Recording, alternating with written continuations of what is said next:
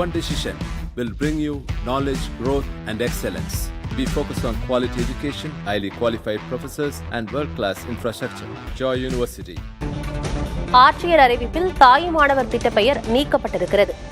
முதியோருக்கான வீடு தேடி ரேஷன் வழங்கும் திட்டத்தில் தாயுமானவர் திட்டத்தின் பெயர் நீக்கப்பட்டிருக்கிறது. முதியோர் மாற்றுத்திறனாளிகளின் வீடுகளுக்கே சென்று ரேஷன் பொருட்களை விநியோகிக்கும் திட்டத்தில் தாயுமானவர் திட்டம் என்ற பெயர் நீக்கப்பட்டிருக்கிறது.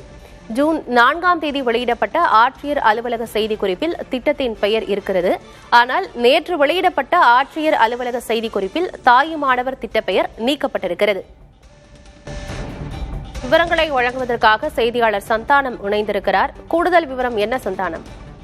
அன்னைக்கு தமிழகத்துல 65 வயதுக்கு மேற்பட்ட முதியோர்களுக்கு வீடு தேடி ரேஷன் பொருட்கள் சென்று வழங்கக்கூடிய திட்டம் என்று கடந்த திமுக ஆட்சியில தாயுமானவர் திட்டம் என்ற பெயர்ல கொண்டு வரப்பட்டு மாதந்தோறும் வீடு தேடி 65 வயதுக்கு மேற்பட்ட முதியோர்கள் மற்றும் மாற்றுத்திறனாளிகளுக்கு வீடு தேடி ரேஷன் பொருட்கள் என்பது தாயுமானவர் திட்டம் என்ற பெயர்ல வழங்கப்பட்டு வருகிறது.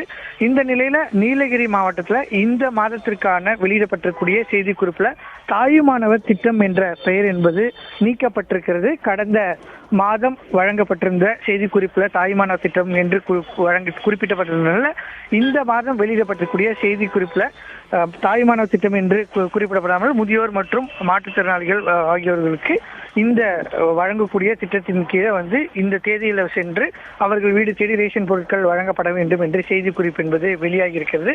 இதன் காரணமாக புதிதாக தாவேக ஆட்சியில தாயுமானவர் திட்டம் என்ற பெயர் மாற்றப்படுகிறதா என்ற கேள்வி எழுந்திருக்கிறது.